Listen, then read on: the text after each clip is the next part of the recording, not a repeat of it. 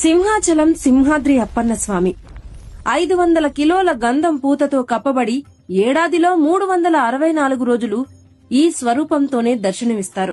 ఈ రోజు సింహాచలం గుడి వెనక దాగి ఉన్న రోమాలు నిక్కబడుచుకునే కథ గురించి తెలుసుకుందాం. ఈ కథ ఒక గుడితో మొదలవ్వలేదు, భక్తికి జరిగిన ఒక అగ్ని పరీక్షతో మొదలైంది. గొప్ప భక్తుడైన ప్రహ్లాదుడిని సముద్రంలో పడేసినప్పుడు స్వామివారు వేగంగా వచ్చి అతన్ని రక్షించారు. స్వామివారు ప్రహ్లాదుడిని కాపాడటానికి ఈ కొండపైకి వచ్చారు. తనను కాపాడిన తర్వాత ప్రహ్లాదుడు తండ్రి మరణం తర్వాత కొంతకాలానికి స్వామివారిని ఈ కొండపై తన తండ్రిని సంహరించిన అవతారం, తన చిన్నాన్నను వధించిన అవతారం, ఈ రెండూ కలిసిన రూపంలో దర్శనమివ్వాలని ప్రహ్లాదుడు స్వామివారిని కోరుకున్నాడు. అలా స్వామివారు అనుగ్రహించారు. అందుకే ఈ కొండపై ఉగ్ర వరాహ లక్ష్మీ నరసింహస్వామిగా వెలిశారు స్వామివారు. ప్రహ్లాదుని అనంతరం యుగాలు మారుతున్న కొద్దీ ఆ అద్భుత రూపం కాలగర్భంలో కలిసిపోయింది. సుమారు 12 మనుగులు అంటే 500 కిలోల బరువున్న ఒక భారీ పుట్ట స్వామివారిని పూర్తిగా కప్పేసింది. స్వామివారు నిశ్శబ్దంగా వేచి చూస్తూ ఉండిపోయారు. 100 ఏళ్ల తర్వాత మహారాజు పురూరవ చక్రవర్తి తన రాణులతో కలిసి పుష్పక విమానంలో ఆకాశ మార్గంలో ప్రయాణిస్తున్నాడు. సింహాచలం కొండపైకి రాగానే అకస్మాత్తుగా ఆ విమానం ఆగిపోయింది. ఎంత ప్రయత్నించినా అది ముందుకు కదల్లేదు.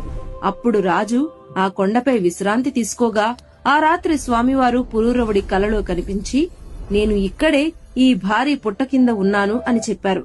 రాజు ఉలిక్కిపడి నిద్రలేచి స్వామిని వెతకడం మొదలుపెట్టాడు. కాని ఆ దట్టమైన అడవిలో ఆ పుట్ట ఎక్కడుందో తెలియలేదు. అప్పుడే ఆకాశవాణి వినిపించి ఆ పుట్ట ఉన్న ఖచ్చితమైన ప్రదేశానికి పుట్టకై రాజుకు మార్గం చూపించింది. ఆ పుట్టను చూసి అయోమయంలో ఉన్న రాజుకు స్వామివారిని ఎలా బయటికి తీయాలి అని ఆలోచన మొదలైంది.